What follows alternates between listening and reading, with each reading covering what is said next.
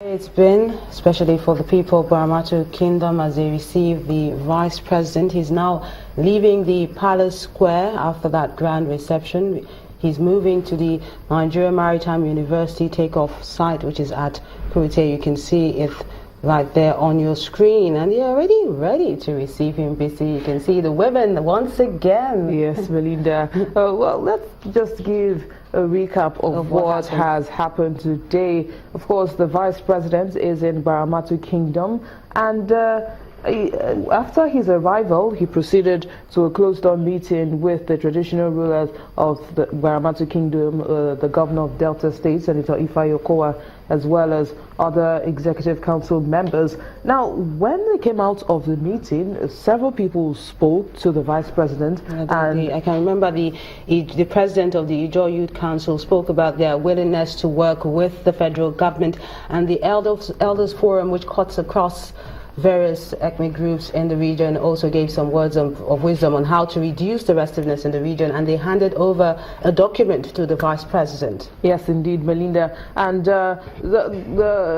Minister of State for Petroleum, that's Dr. Ibe Kachiku, spoke, and he said the essence of the Vice President's visit is to show that the presidency is indeed interested in the development of the Niger Delta region. He also mentioned the tourism potentials. A lot of people don't look at that area, BC, when they talk about the Niger Delta region. It's all about oil. But he also mentioned when he went to his mother's village at Oguta and the enormous natural resources and that Mother Nature has blessed Delta State with, and that's one thing that should not be taken for granted. Yes. Nigeria is blessed with loads of natural resources which dot the landscape.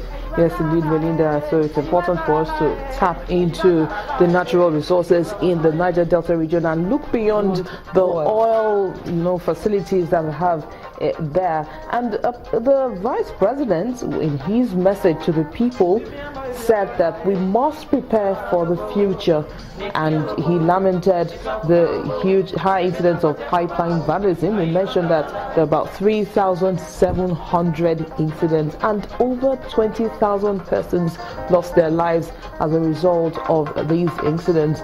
And then he also says, in spite of all these, it's time to prepare for the future and work together as well, because that's a key part of preparing for the future. And one of the things, education for the future. This is Kurute, which is we're seeing on your screen. Kurute is the future that the Vice President is talking about, just waiting for the lawmakers to finish passing, making everything legal about the Nigerian Maritime University, and it will be completely good to go. You can see the edifice, marvelous edifice there, and everyone is waiting for the Vice President's arrival so that he can actually see what they have inside. Yes, all look set from the visuals we have there.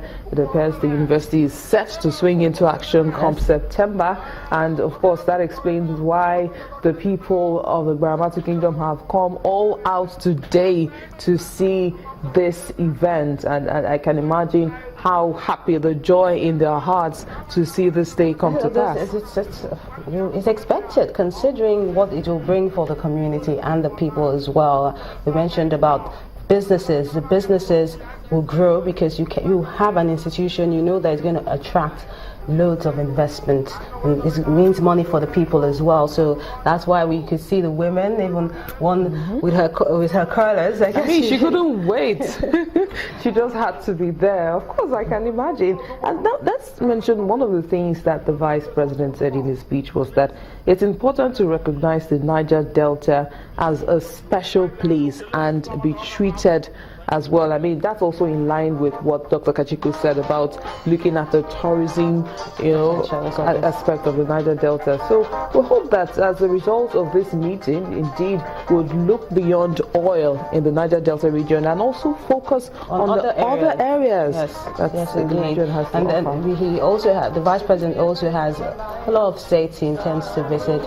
Bayelsa State, Rivers State. We had the Minister of State for Petroleum mention Akwa Ibom and Imo State as well. So we'll see how that goes at a date yet to be announced. But it's a very big day for the people of Delta State, all gaily dressed, waiting anxiously for the Vice President to come to Kurute as he inspects the Nigerian Maritime University.